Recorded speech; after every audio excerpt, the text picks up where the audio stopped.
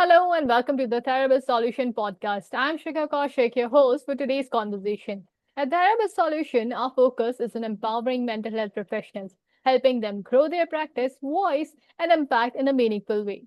Today, I'm delighted to be joined by Leslie Bley, and hopefully I haven't fumbled about it, a licensed professional counselor supervisor, consultant, educator, and business development coach for therapists. Wow, that's quite a lot. Leslie spent nearly 2 decades supporting counselor, therapists, and helping professionals as they grow both personally and professionally. Through her Mm. workshops, coaching programs, and professional communities, she supports therapists in revitalizing their practice, expanding their joy, creating a deeper impact in their work. Leslie, thank you so much for joining us today. And did I pronounce it right? Absolutely. Close. It's Bly. Think of it Wow. like your eyeball, Bly. At least But now no audience worries. knows. So Yeah, that's great. So let's begin with the starting. Please introduce yourself. What led you to focus on supporting counselor and therapists? You are a Hmm. therapist yourself, so what brings you in that profession? Yeah, that's a really good question. I love therapy. I've been doing counseling for 20 plus years. I'm a Hmm. licensed professional counselor here in Austin, Texas, Right. and run a small group practice, and have enjoyed that. But I think somewhere, I don't remember, maybe the 13-year mark, I Hmm. started adding to my client load, doing some teaching and some webinars for therapists about various topics that I had a passion about. And I couldn't believe how rewarding it was to Right. give back to the counseling community. And I just realized there was a passion that was sort of unearthed in that, and that we're kind of in this weird industry where there's no one really automatically pouring into you. I think about the corporate world. People are always thinking about what can they promote you to? What Hmm. job are they thinking for you next? Well, that's not how this industry works. It, You're the one doing that, unless someone else is partnering, you know. and And so, yeah, that's what I fell in love with, is partnering with therapists in their own development so that they feel like they're not alone in that journey. wow. That actually reminds me that even sometimes in certain cities and certain countries, that fellow other doctors don't even understand our occupation. They're like, oh, okay, Oh, let's do really? something like that. Especially, Wow. I have seen in countries in Africa, I've seen in Asian countries as well. They do not understand the impact that what a counselor is doing. So you are Mm. actually dedicated your 8 or 10 years in that complete study. And then you're like, oh, okay, I Wow. can And do you're that. like you're pioneering a career. Yes. Hmm. So Wow. that's actually happened. Ah, that's okay. That's part and parcel of life. So we actually do need people like you. Hmm. Well, I think I have done it also because it's what I would have needed years ago. Yeah. That feeling of like I'm going to try to do something that I think I needed back in the Yeah. day when I was first figuring things out. So some of it's come from my own need. Well, that's actually a sign of a psychologist, to be very honest with you. We see that we need something and then we'll start doing it. We don't wait for That's other right. person. We do it for other people before. Yes. Yes, it's so true. It's very true. Because we are Yeah. not helping ourselves. We are actually basically thinking about, oh, the other person is going to be get help with it. So we start working on it. And if it's something the other way around that it's going to help us, then it will be Right. and the back burner probably took 1 or 2 more years. So, Yeah, and I think in realizing that, I realized a few years ago I needed to invest in a encouraging coach mhm, relationship, and I did do that as a client, and it really changed even how I'm supporting therapists. And I wow. think, sometimes we do things and we don't think we need it, but we think other people do. And I really needed it, and I sought it out myself, and it was so vital to where I am, and so I'm not just saying it as a coach. I'm like, Hmm. no, I'm a client. I need it, and I still get it when I need it. So, yeah, it's for everybody. I'm actually taking notes on that. on Good. Okay, on the next question. So, throughout your 18 plus years in the counseling profession, what have you observed that separates therapists who build thriving practices from those who are struggling professionally? Because we have both those kind of therapists available right now with us. some are struggling with us, but they do have the degrees. They do, have the same kind of wavelength that the people who are actually thriving. So what do you think are the difference between them? Mm. Well, if you want my honest opinion, nothing separates them.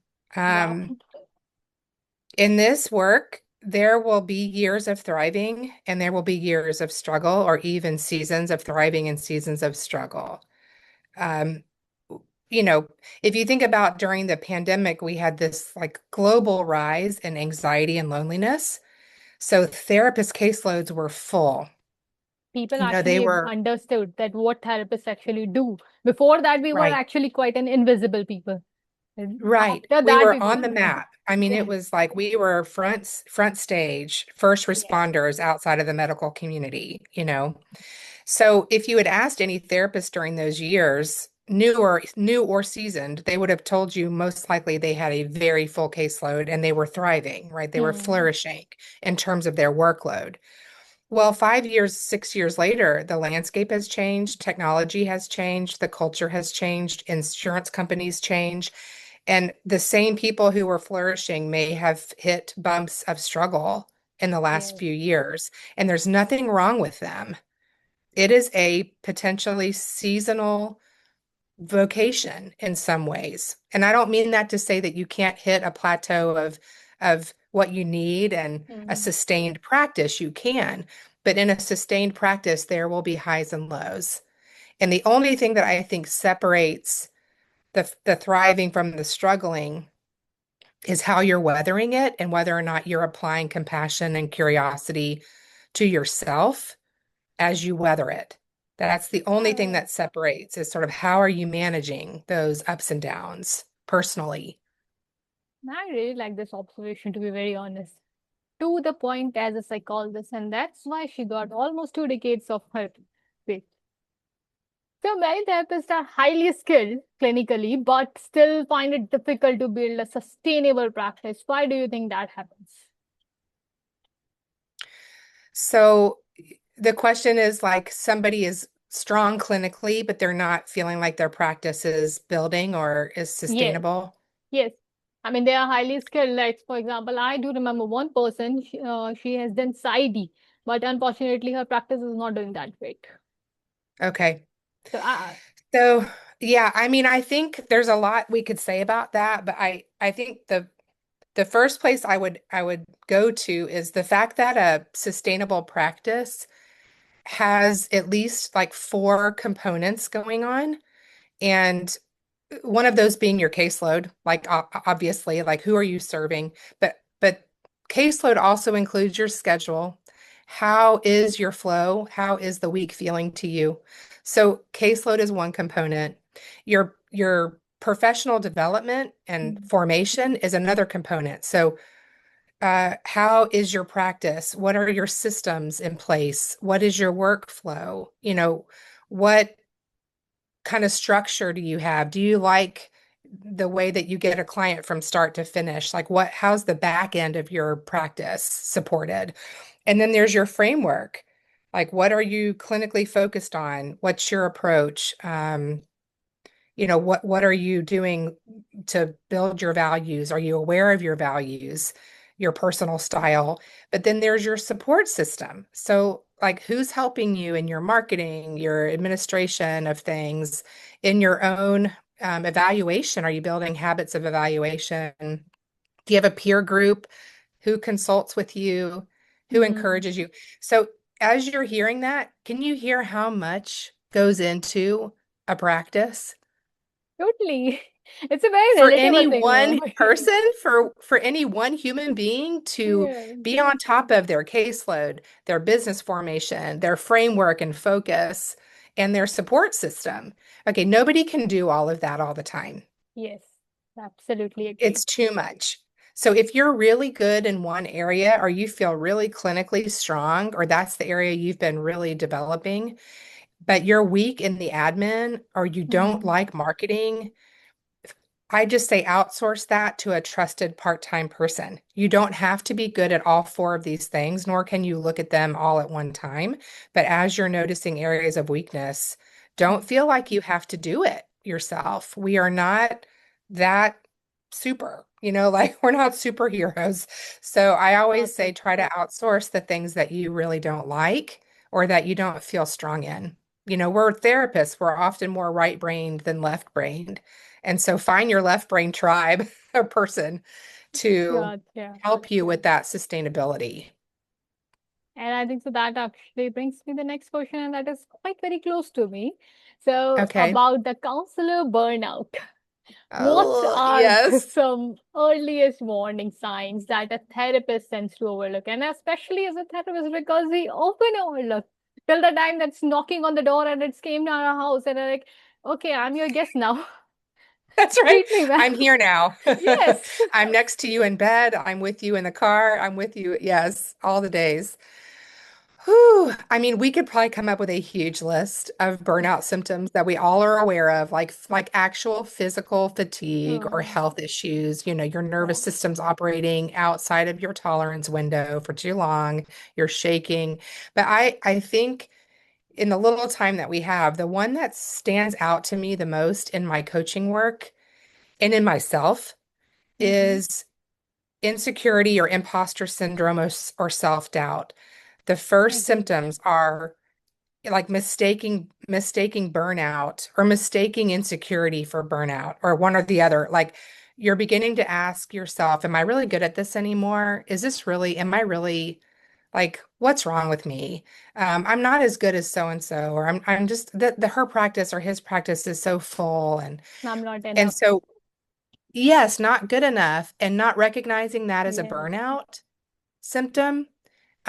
Because for many of us who are already self-doubters, it feels like a natural narrative that we have of Mm. insecurity. If you're one of those that, tends toward insecurity, then it just sounds like your normal narrative. But it's a burnout signal if you're beginning to attack your own work.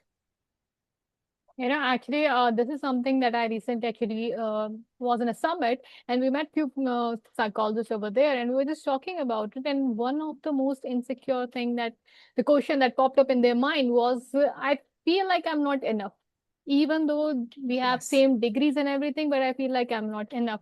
And the same right, question, if a client asks them, they have the right. answer, they have the solution for it. But when it comes to us to let them know Us. that what they're doing, then we fumble enough. And we have no idea how to Yes. do that. I know we have to listen to our own advice and it's just harder to do when it's with us and most of us are making a living doing this and there's Yes. always that financial fear or scarcity mindset of I can't take breaks. I have to Yeah. pay my bills. And so I have to just keep working even when I'm feeling this way. The other question that comes up for me when I'm with someone who's talking about burnout is I encourage people to ask first, am I bored or am I burnt out? Because boredom is another interesting symptom of Mm. burnout that just means you're not necessarily doing something that you are meant to do next. And so it feels like burnout because you're tired of doing what you're doing, but you might be a little bored, and that might mean there's a new challenge ready for Yes. you. And so that can help sometimes discern, like, what am I Mhm. dealing with? That's actually a very important question. And I hope that people are taking notes on it because I am definitely going to next time ask myself, am I bored or am I just burned out? Yeah, because they're different. They can show up the same, but I think they're different in terms of what Yeah. you do next. Yeah, Because I think that sometimes the work becomes pretty boredom. Not that I'm saying anything to my clients, but just right. saying.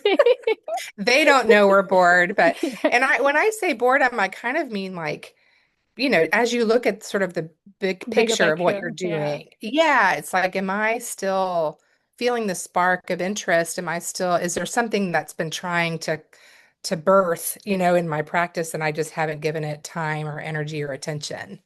Yeah, this actually reminds me of the interns that mostly they just say that when they enter the being a psychologist, they think that they will get a very interesting cases.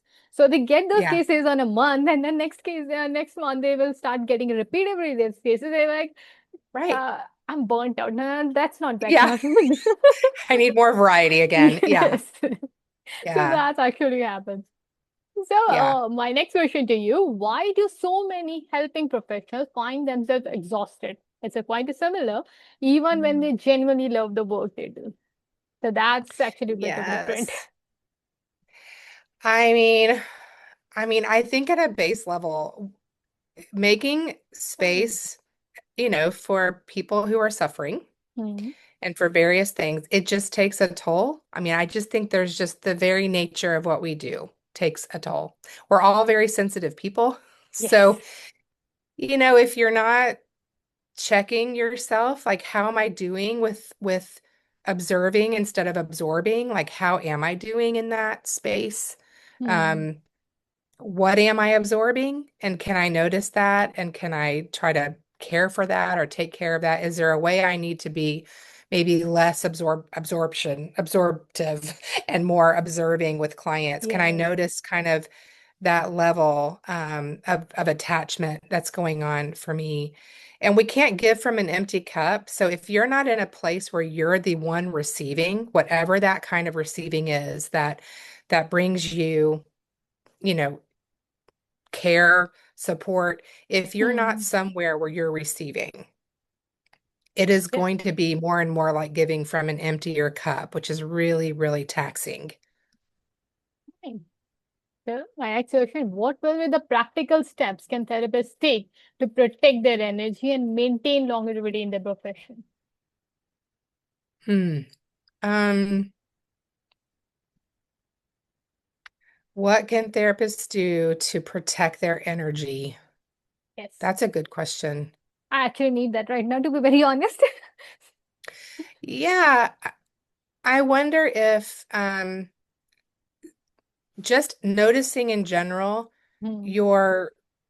your fleeting desires versus your persistent desires. I see a lot of therapists like um, trying a bunch of different things, trying to market this, trying to get this going, or and they're kind of doing a lot of things that haven't had, I don't know if they're fleeting or if they're Hmm. really persistently aligned with like who you are, what you're wanting. Hmm. So it's almost like just being grounded as you're making decisions and not making decisions in panic or doing things without really making sure they're more aligned with you. And that just takes a minute of evaluation.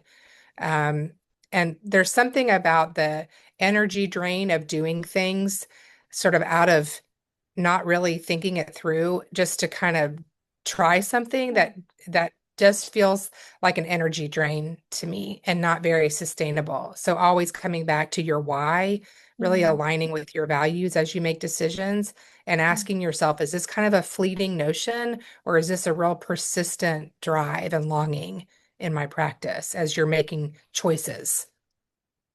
Okay. So you frequently speak about the practice formation and business development. What are some of the most common mistake therapists make when they're trying to grow their practice? Um, that's a good question. Common mistakes. Hmm. Some of it I just spoke to, which is kind of making going wide with your endeavors instead of kind of grounding and making choices from a more grounded and place of like understanding of why you're doing what you're doing. I do see people trying to grow too fast or reach too wide or get too many marketing things going without really measuring what's actually working. Like, where are the clients actually finding you? Get some Hmm. metrics going as you're doing things. Measure what you're doing. Don't just do. Think about it, do it, and measure it and see what's working for you and what's not, and then make pivots based on that. Don't just get busy. Hmm. And that's people do that mostly because they are actually kind of in a competition with one another. That they want to grow Yeah, so easily that we want to earn more, we want to get this. So this person is doing this, let me grab into that as well. So I think so most of the exactly. times they do that. Yeah, like a competitive energy, that's certainly going to take you out of your groundedness with yourself. Yeah, Yeah. if a therapist wanted to intentionally strengthen their practice over the next 12 months, what would you recommend to focus them first? Maybe asking yourself, what do you want to feel better in 12 months? Like, what do Hmm. you want in your practice life, in your professional life? What do you want to look different? What do you want to feel better? So see what bubbles up when you just ask yourself first, what what would matter to me in 12 months? Do you want to keep focusing on your clinical approach? So do you want to focus some on your training? Are you ready to supervise? Do you want to grow your practice? Do you imagine in a year you've got another person doing this with you? I mean, Hmm. a lot of it comes down to what stirs for you when you think about what you want a year from now. Um, and so start there. Start with a little dreaming, a little visioning. Um, Vision and board then maybe that creative. Yeah, and then maybe that starts a little bit of what would that would look like. How would you get from here to there in 6 months and then in a year? What would that look like? Kind of reverse engineer that. Gotcha. So how Mhm. can a therapist balance excellent client care with the realistic running of successful business? I think so it's the same thing that you have just told me about it, but any other thing that pops up in your mind for that? Just don't do it alone, period. Yes. Have a marketing team, have an admin team. We cannot be That's right. alone. That's exactly right. So, in today's environment, what opportunities do you think therapists are overlooking while growing their business or Hmm. practices? Yeah. I mean, I think everybody has some sense of like, okay, I want my SEO to be robust so that I'm findable, searchable. Hmm. Um, but the thing I see the most with therapists I coach is that they forget they have special knowledge around certain areas of their practice that they could easily be doing a training or a webinar or using their knowledge to build a CE. Everybody needs continuing education. And so Yes. don't neglect your therapy audience, your therapist audience, and what they don't know that you know. Even if you don't think you know anything, look at what you do every week and look at what you do the most. You probably know something that would help another therapist. And so I see a whole income stream that can come from just giving to the therapy Hmm. community from what you've experienced and what you know. Actually, I have one more point to add on it because from my experience, that is the webinars. People actually kind of underpaid, but I think so people need to, most of the general client needs to understand that what is mental health, what they can gain from it, what depression look like, so what we can help with them. If they don't even Right. understand, if they don't even know, how will they come to you? So I think the Right. therapist needs to understand that as well. And That's right. I and then agree. yeah, that's something that's actually just popped up in my mind, and you were suggesting that. So thanks for that. Yes. Maybe you need to do more on that. Yeah. Teach more on that. So, what advice would you give to therapists who feel stuck at a plateau and want to take their practice to the next level?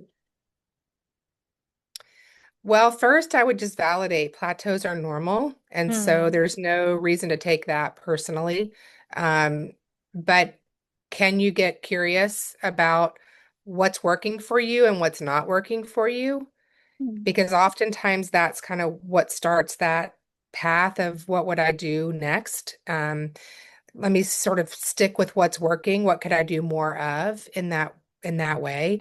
But if you haven't had somebody else paying attention with you to your practice, get somebody else in your life that can be accountable with you, that can be a place for you to dream, that can give you some, get in the weeds with you. Like, okay, well, how would you do that? Oh, you want to start a therapy group. Wonderful. How would you do that? When would you do that? Right? Oftentimes everything's going on in here and Yes. we haven't externalized Hmm. what's going on. And so just a witness who's in it with you can be a game changer.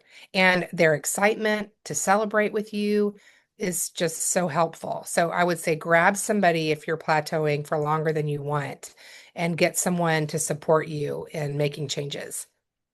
So, right now, my final question as we begin wrapping up our conversation. If you could give me one piece of advice to every mental health professionals watching this conversation, what would it be?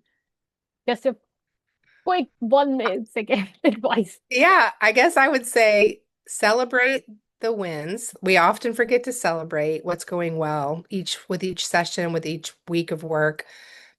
Process the lows with somebody Hmm. and find a place you can dream.